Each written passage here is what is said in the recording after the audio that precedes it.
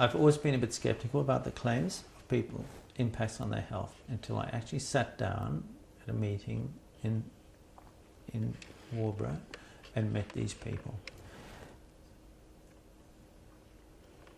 They live a long way from the turbines, some of them more than 3 kilometers from the turbines. Most of them supported the turbines coming into their homes. So they had no axe to grind. And these are people that are awake at 2 o'clock in the morning, that sleep deprivation, all these terrible, terrible symptoms that you wouldn't inflict on a mad dog. And once I met these people and saw they're not hysterics, they're not charlatans, they have nothing to lose, their properties aren't being devalued, they are genuine, honest people. And seeing that, really, it was a watershed moment for me. And when I see the wind industry deny their symptoms, and I see professors at universities like Simon Chapman deny their symptoms without ever having met these people. So they're doing these desktop studies or these hypotheses without meeting these people. It makes me sick to see that. I look at people like Kath and Terry Hurst that left their home. You know, they suffer from Meniere's disease. They got paid compensation. No one will say why. They have a genuine issue there, and they got paid compensation. Steve and Jane Garito at Tura, their house got purchased, picked up and put in another spot by the wind energy company.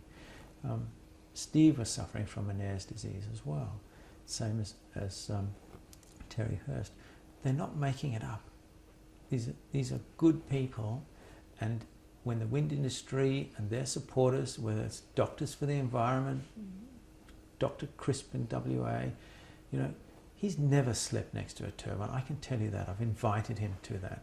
And these people are making comments that they should stand up and be liable for, because it sickens me when I meet these people and see how their lives have been destroyed. And when you get someone like Brett Thomas from Akionia coming out saying, I wouldn't live within a kilometre of a turbine, but he's quite happy to put turbines up within a kilometre of people's homes. What does that say about their industry?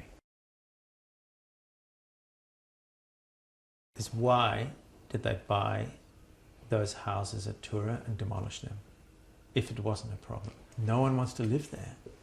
It's simple, you can't sleep there.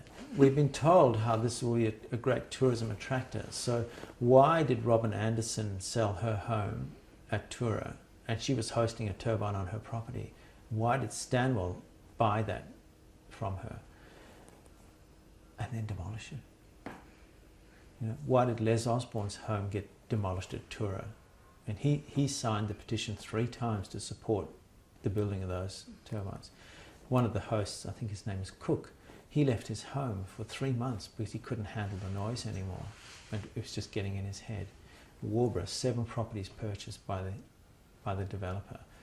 Now, if they just come up with an honest answer on why they've had to take that action, they'd have a lot more credibility.